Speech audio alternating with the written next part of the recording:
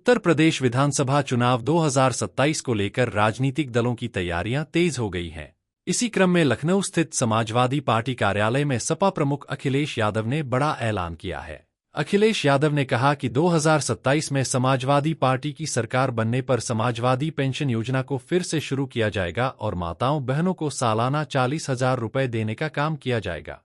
अखिलेश यादव ने कहा कि सपा सरकार के समय समाजवादी पेंशन योजना के तहत 500 रुपये प्रतिमाह दिए जाते थे। उन्होंने कहा कि इस पेंशन को अब बढ़ाकर दोबारा शुरू किया जाएगा। अखिलेश ने केंद्र सरकार पर उद्योगपतियों के कर्ज माफ करने को लेकर निशाना साधते हुए कहा कि बड़े उद्योगपतियों का कर्ज माफ किया जा सकता है तो उसी पैसे को बचाकर महिलाओं के खाते में दिया जा सकता है। सपा प्रमुख ने अपनी सरकार के कार्यकाल की योजनाओं का भी जिक्र किया।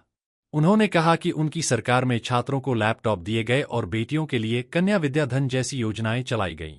अखिलेश ने कहा कि आने वाले समय में भी ऐसी योजनाओं के जरिए महिलाओं और बेटियों को आगे बढ़ाने का काम किया जाएगा। महिला आरक्षण कानून को लेकर भी अखिलेश यादव ने प्रधानमंत्री नरेंद्र मोदी पर निशाना साधा। उन्होंने कहा कि महिला आरक्षण विधेयक पहले ही पारित हो चुका है और अगर भाजपा वास्तव में महिलाओं को राजनीतिक भागीदारी देना चाहती है तो इसे 2027 के उत्तर प्रदेश विधानसभा चुनाव में ही लागू किया जाना चाहिए। अखिलेश यादव ने कहा कि इससे उन महिलाओं को चुनाव लड़ने का अवसर मिलेगा जो लंबे समय से राजनीतिक प्रतिनिधित्व का इंतजार कर रही हैं। वहीं प्रधानमंत्री के स्वतंत्रता दिवस संबोधन को लेकर उन्होंने कहा कि लाल किला झूठ बोलने की जगह नहीं है। सपा प्रमुख ने भाजपा पर विभाजन को लेकर भी राजनीतिक निशाना साधा और कहा कि भाजपा के लिए विभाजन जश्न मनाने का विषय है। समाजवादी पार्टी ने पहले भी समाजवादी पेंशन महिलाओं को दी थी 500 रुपए प्रति महीना।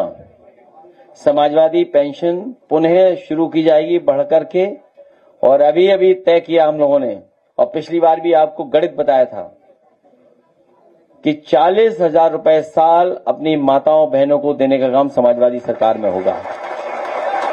और इसलिए क्योंकि 3,000 गुणा 12 36,000, और इतने साल जो नहीं दिया उसका इंटरेस्ट 4,000, तो कितना हुआ 40,000। जब आप बड़े बड़े उद्योगपतियों का 10 लाख करोड़ माफ कर सकते हैं, सरकार का गरीब जनता का पैसा उद्योगपतियों को दे सकते हैं, तो वही पैसा बचा करके हम अपनी माताओं बहनों और गरीबों को बांटने का काम करेंगे। और याद कीजिए, जब लैपटॉप दिया था तो कितने हजार रुपए का था उस समय लैपटॉप कितने हजार रुपए का था? 30,000 रुपए का था। और कन्या विद्याधन दे रहे थे हम लोग, और 10वां पास बेटियों की मदद कर रहे थे। तो पहले भी दे रहे थे हम लोग, और आने वाले समय में भी हम लोग देने का काम करेंगे, जिससे आधी आबादी का हम लोग सम्मान बढ़ा सकें, उनका स्थान दे सकें और उनको आगे बढ़ाने में सहयोग कर सकें।